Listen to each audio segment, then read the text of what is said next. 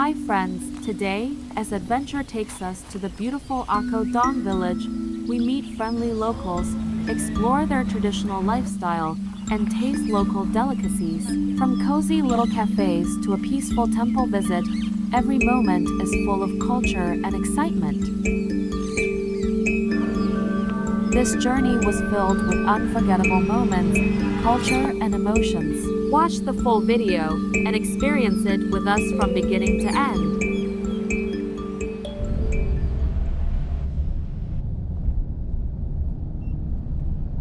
After attending our friend's beautiful wedding, we reached Buan, Mada late at night.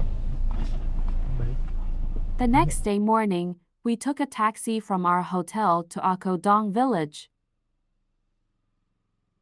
a traditional Eid village hidden inside the city. The atmosphere instantly felt slower, quieter, and deeply cultural. Buan Ma Thuot is known as Vietnam's coffee capital, and tasting here felt special and authentic.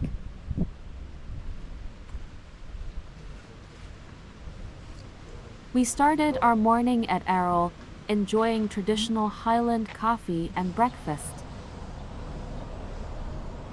Errol is a popular restaurant, known for its own special delicacies. We tasted some delicious Vietnamese banh mi, sweet desserts, fresh juices, and of course, a good cup of coffee. Every restaurant offers a glass of green tea before serving your order. First, we tried Vietnamese milk coffee. The smell itself is so strong and inviting. When take that first sip, it's slightly bitter, but then the sweet condensed milk blends in and makes it smooth and creamy. Next, we tried a banana cake topped with sesame seeds. It was soft and moist, with a deep natural sweetness from the ripe bananas. The sesame seeds added a gentle crunch and nutty flavor, and the coconut cream topping made a creamy taste. Then we tried a coconut cream drink. It tastes deep coconut flavor, creamy, slightly sweet, and so refreshing when it is served cold.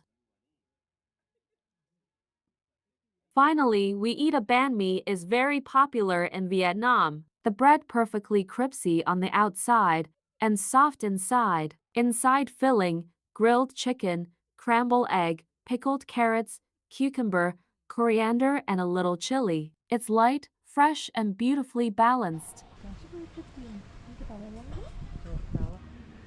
After breakfast, we walked through the village, admiring the long wooden stilt houses, meeting friendly locals, and learning about the Eid community who preserved their culture for generations.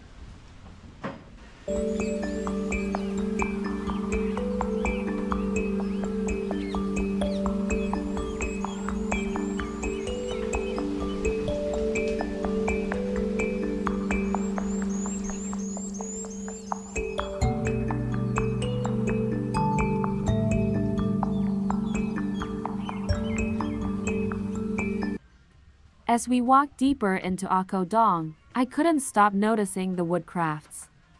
Not just as material, but as life itself.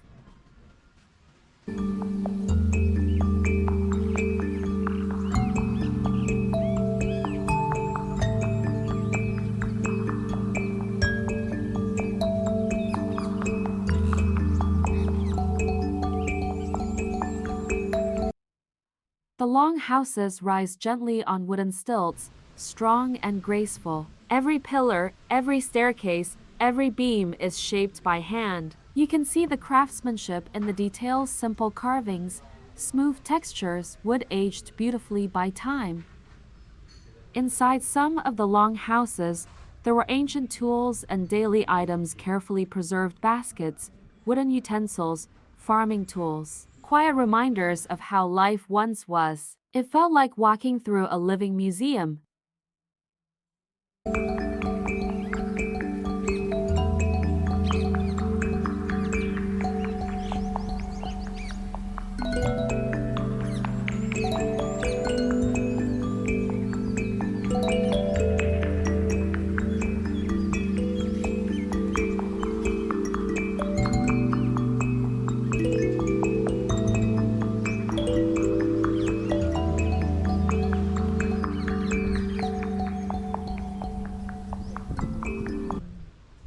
Even the wooden stairs have meaning carved differently for men and women, quietly reflecting the Eid culture and their matriarchal traditions.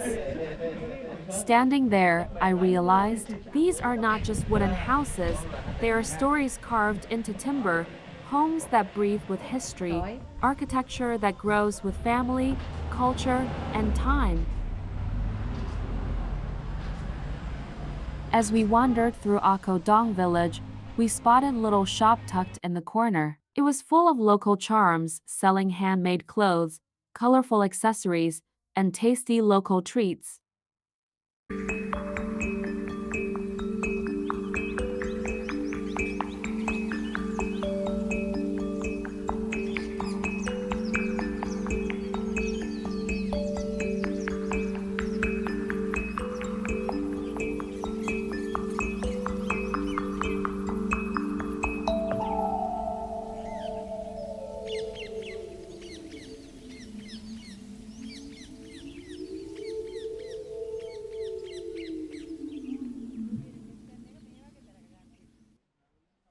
These homes are built high above the ground. It protects the family from heavy rains, from animals, and keeps the air flowing cool inside during the hot highland days. The roof stretches long and wide, almost like it's embracing the sky. Inside, the space is open and warm. The front area welcomes guests and village gatherings, while the inner space holds the quiet moments of family life. Some families still live in these traditional houses, keeping their culture alive in their everyday life.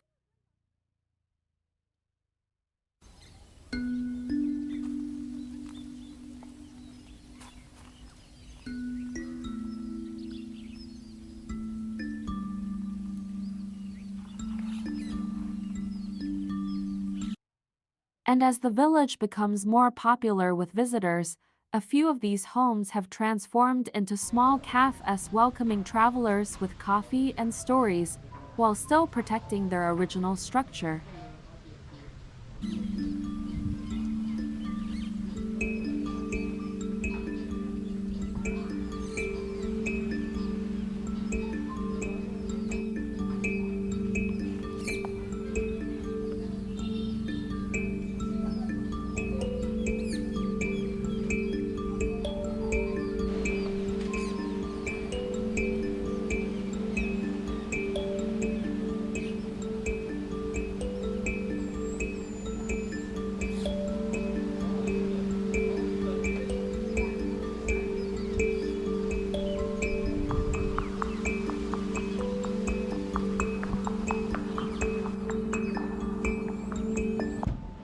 Inside, there is long open sitting area where family members and guests gather together. The wooden floors creak softly under your feet, and sunlight filter through bamboo walls, creating peaceful atmosphere. The open veranda is a place for meeting neighbors, sharing stories, and welcoming visitors. In Ako Dhong Village, men traditionally use a smoking pot or bamboo pipe to smoke local tobacco. It is not just about tobacco, it is a social ritual.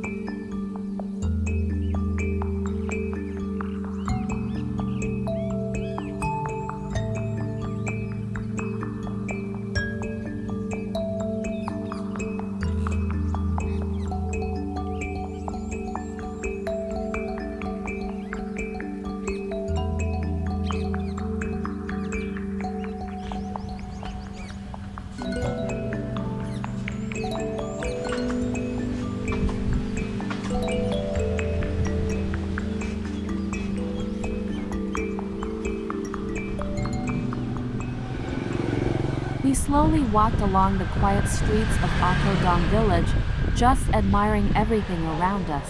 The wooden houses, the traditional architecture, the handmade crafts. Every little detail felt so beautiful and full of culture. We stopped at a small fruit stall by the roadside, curious to taste the local flavors. The fruits were fresh, sweet, and sour. Some of the fruits are pickled and stored in bottles. We bought a few not just to enjoy later, but also to support their small business in our own little way. As we explored, we met some friendly locals with the warmest smiles. Even though we didn't speak the same language, their kindness said everything. Sometimes these simple moments become the most memorable parts of the journey.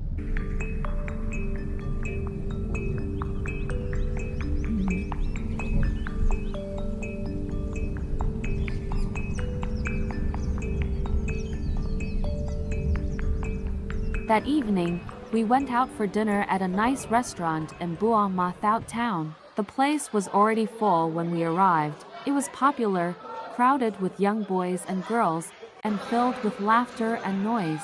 The whole atmosphere felt lively and full of energy. We ordered a hot traditional seafood pho served in a bubbling pot, along with noodles. The steam rising from the pot, the rich aroma of the broth. It felt so comforting after a long day of exploring. As we sat there, surrounded by the sounds of the busy restaurant, I felt grateful. It was the perfect way to end a beautiful day with a warm meal and a full heart.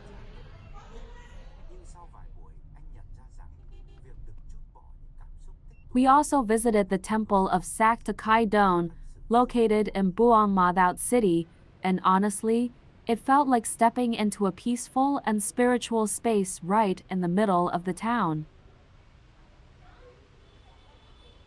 The temple has a very traditional Vietnamese atmosphere, with beautiful wooden architecture, curved tiled roofs, and detailed carving that really show the cultural heritage of the region.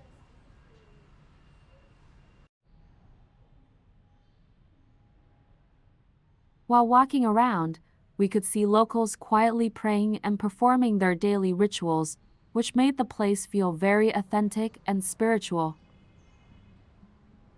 One thing that really stood out was the huge Buddha statues inside the temple. They looked so calm and powerful at the same time.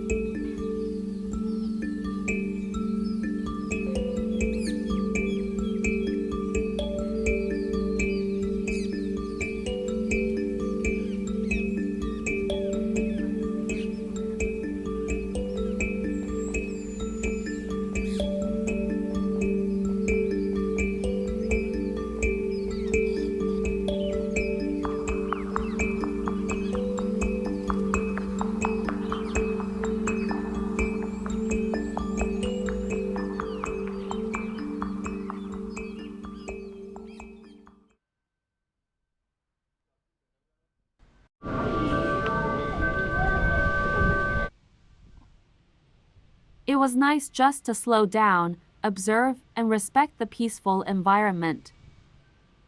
One of the sweetest moments was meeting some friendly local children around the temple.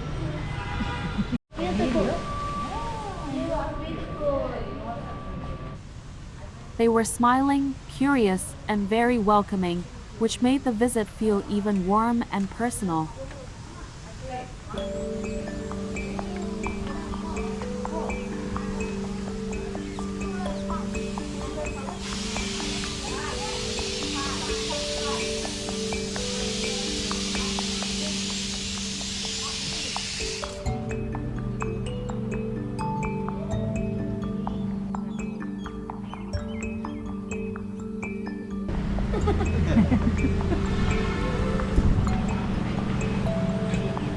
Xin chào.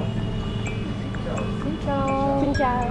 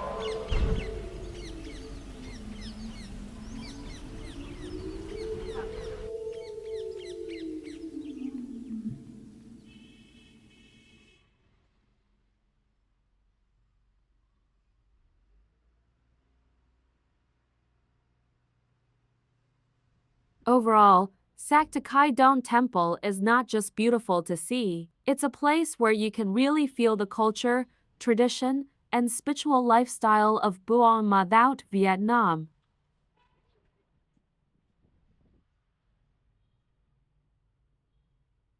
After visiting the temple, we slowly walked back to our hotel. The town felt calm and quiet. Small shops lined the streets, locals going about their day. Near the entrance of many Vietnamese shops and cafes, you will notice a small altar placed on the floor. This is dedicated to the earth god and the god of wealth. Business owners light incense every morning, praying for prosperity, protection, and good fortune. As we passed by, we saw a funeral, a gentle reminder of how life moves in different rhythms everywhere we go. On our way back, we stopped at a small cafe for lunch. Back into the hotel here, you can see the praying altar in front of our hotel. Fresh fruits, flowers, and small offerings are placed with care. It's a beautiful blend of faith and tradition, powerful ritual believed to attract success and keep the business blessed. We were enjoying a fresh juice from the juice bar in front of the hotel and waited for the van, which would take us to catch the sleeper bus. When we got on the bus, our friends were already settled in. Another long journey was ahead of us, 550 kilometers from Dak Lak to Da Nang, nearly 11 hours on the road.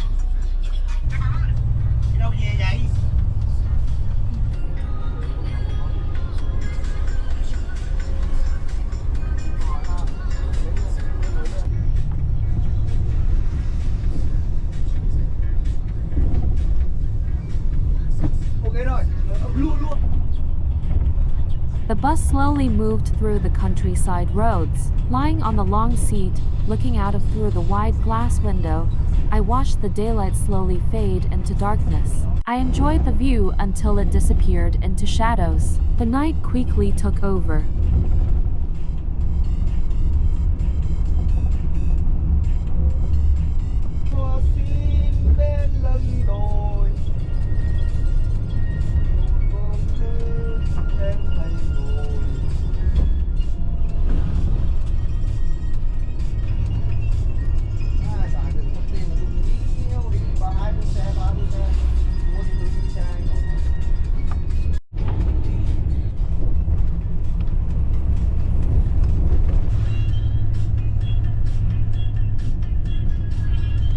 After a few hours, the bus stopped for refreshments. Many other buses had stopped there too. The cafe was crowded and lively, filled with tired travelers. We sat around a round table, eating quietly. The journey continued. Another chapter of our Vietnam journey was just to begin.